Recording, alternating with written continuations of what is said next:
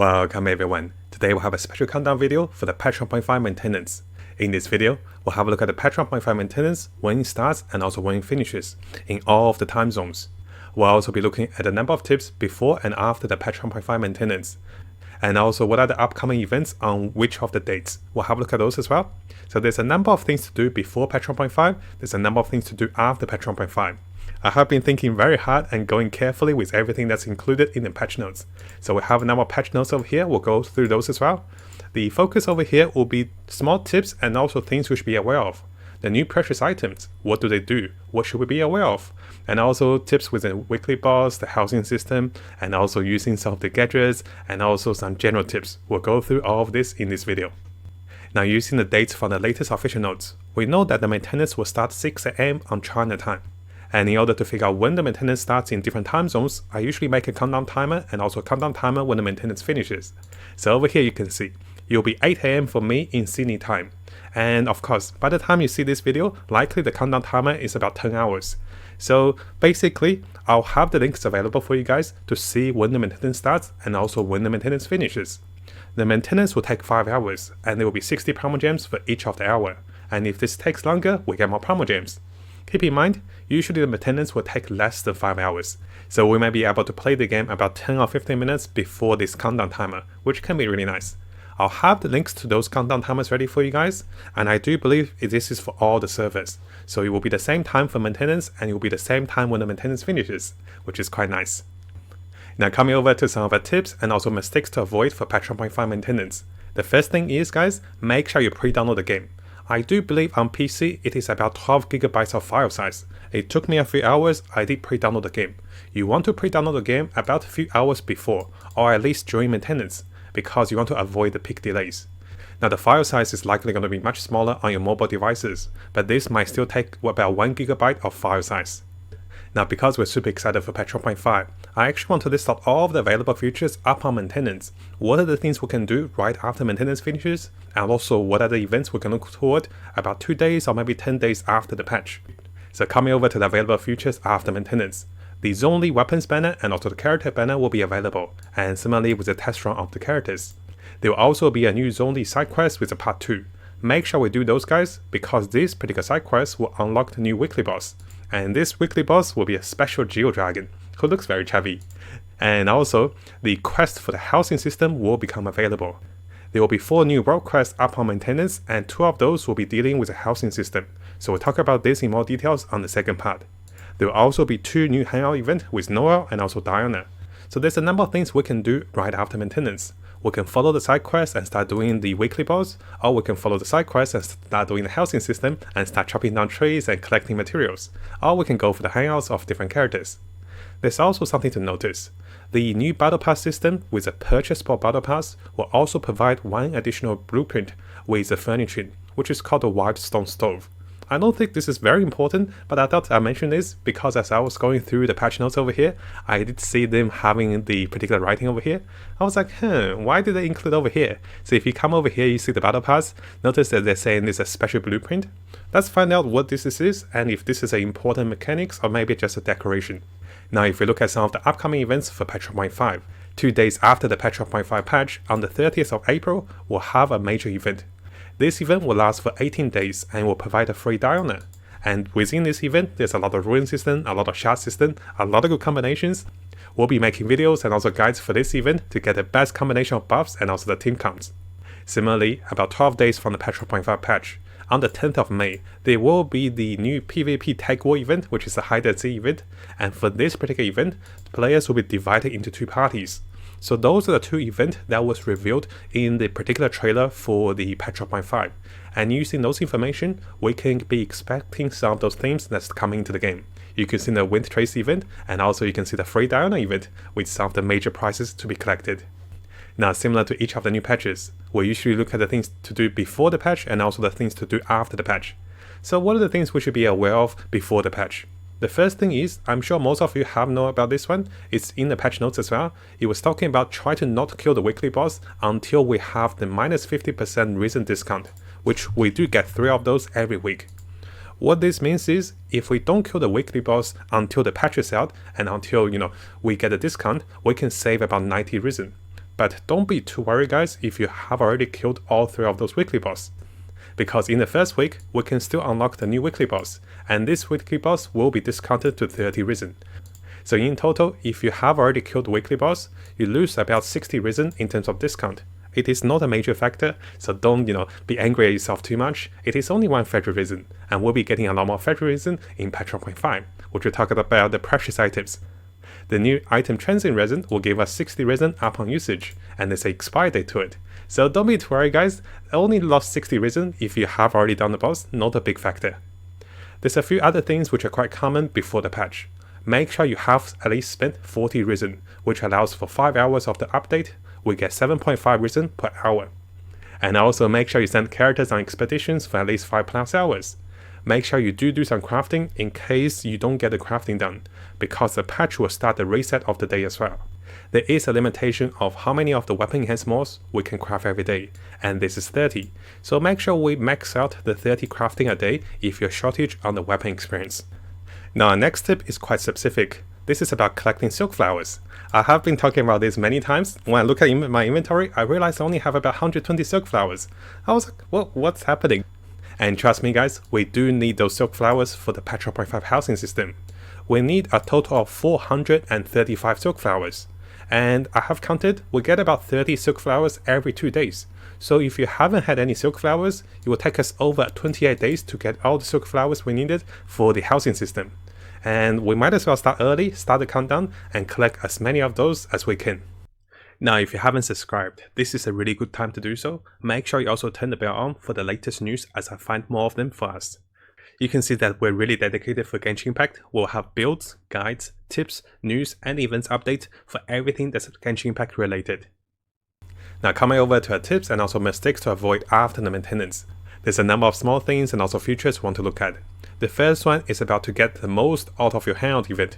If you're someone that want to do all of the hangout event first, so make sure you do not complete your daily commissions before the patch is out. So wait for patch 1.5, then do your daily commissions. But do it this way. First, use your keys to unlock the hangout event. This way you have an open slot to get more keys. And then do your daily commissions. So this way, once the patch is out, you'll be on 4 out of 8 with your keys, which gets you closer to the second hangout event. So for those that wants to get Diana and also know your hangout, you can be maximizing and be 1 day faster for the hangout event. Now there will be 4 new world quests for patch 1.5.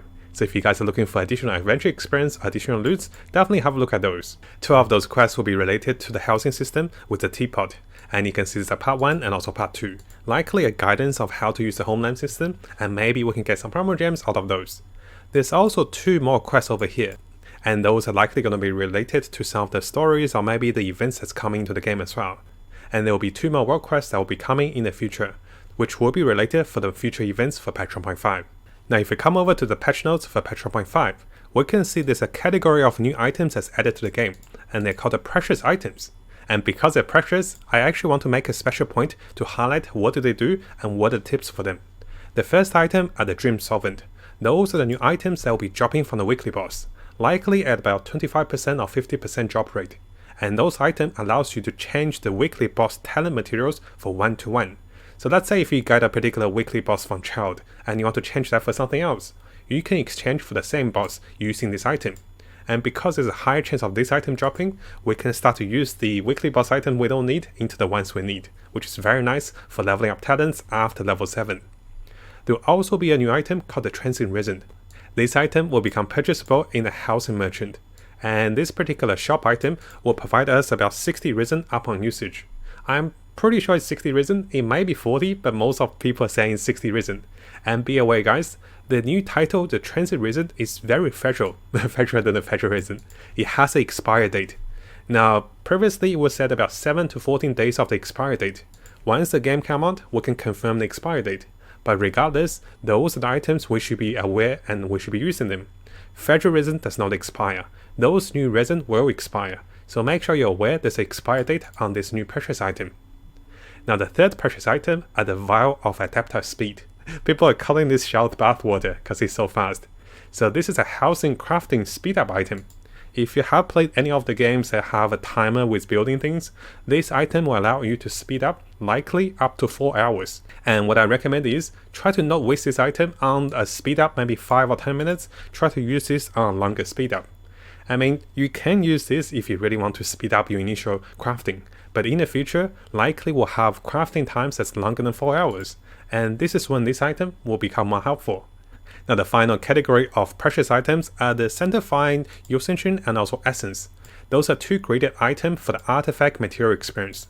The blue item will give us 2500 artifact experience, while the purple item will give us 10,000 artifact experience. There's 2 things we should be aware. Be aware of the usage of the blue and also the purple item. And also be aware guys, you might still get your 2 times and also the 5 times experience while upgrading with your artifact items. So try to not cap yourself with experience, and also always leave the space open if you get super lucky for the 2 times or 5 times experience with the new items for artifact experience, which is quite hard.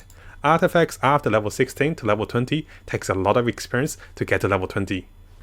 Now I'm sure you guys know there will be 2 new bosses coming in patch 1.5. Actually 3 to be exact. There's also the Abyss Lecter, which will be in the Spiral Abyss Floors 12. But the weekly boss will be Azdaha, which is our chubby geolord. I love calling him chubby. So there's a number of animations over here you can see on the teasers over here about this boss. I have made a small summary which we'll go through. And also there's a new elite with the Cryo Hypostasis.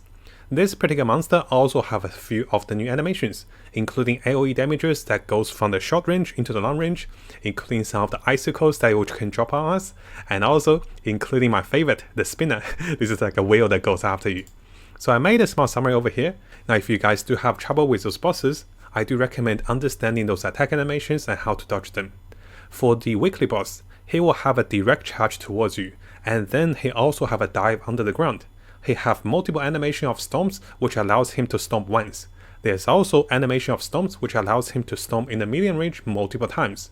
So what you want to do is, you want to be aware of the charges, dive away against the charges, keep yourself a distance in the longer range against the melee storm, and also be aware of the middle-sized storm, which can stomp you and also airborne you multiple times. As for the Cryo Hypostasis, there is an animation of casting, and after that you will be dealing short, medium and also long range AoE. So what I mean by that is, this is the AoE that we'll be dealing. Notice it goes from short range into medium range and into long range. What you want to do is, you don't want to be running away from the boss, you want to be running towards the boss.